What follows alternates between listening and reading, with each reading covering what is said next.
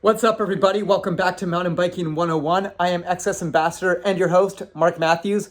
I'm super stoked to give you this third lesson because in this one, we're going to go over how to carry speed without pedaling. Sounds tricky, sounds kind of weird, but it makes a lot of sense. And once you figure it out, it'll unlock so many opportunities for you in terms of bike control. Like, you'll be really blown away with what you can do, how you can control yourself on the trail, and all that great stuff. Really stoked for this one. Let's kick it off.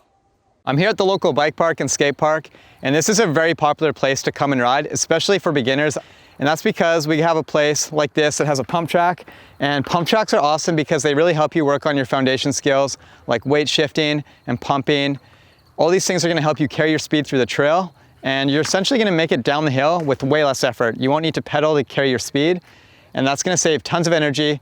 It's gonna really help your flow, and it's gonna help you build up to the next level to becoming an intermediate rider. And every advanced trick you learn requires some sort of pumping or shifting your weight to get your body in the right position. So let's break it down and look at what goes into it.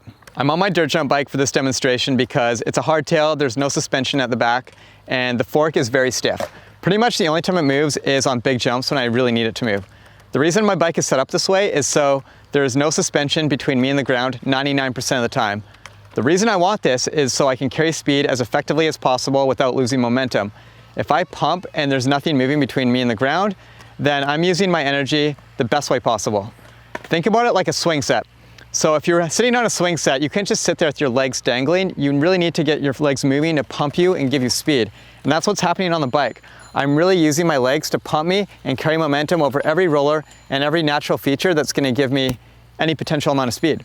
As you're approaching the roller, you wanna prepare by being in that neutral body position, elbows nice and bent, level pedals, and you want to be in a spot where you're ready to compress.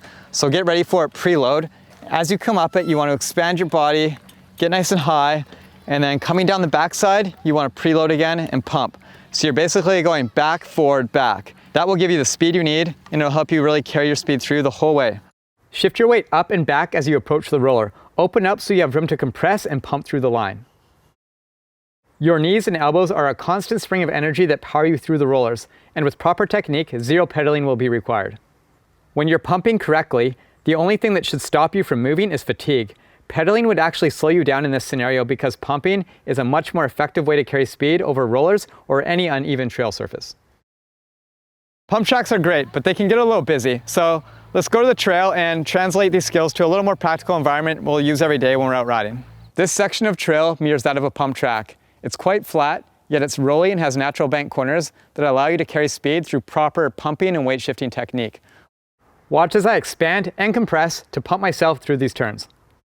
No pedaling is needed because I am generating momentum by shifting my weight and pushing force into the ground with my knees, hips, and elbows. Staying in a very aggressive attack position is necessary for this to feel natural.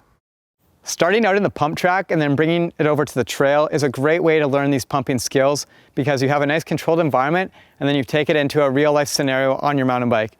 If you don't have a pump track nearby, then just get out there and find a nice rolly section of trail. And a drill I would love for you to try is find a nice set of rollers, whether it's a pump track or a trail, and keep repeating it over and over until carrying that speed becomes more natural and you're not gonna have the urge to pedal anymore. Stay in that attack position at all times. Always be pumping, always stay aggressive, and always be ready for it. Now, it's just gonna take a lot of practice to really figure it out, but you'll get there eventually, so keep on practicing and good luck.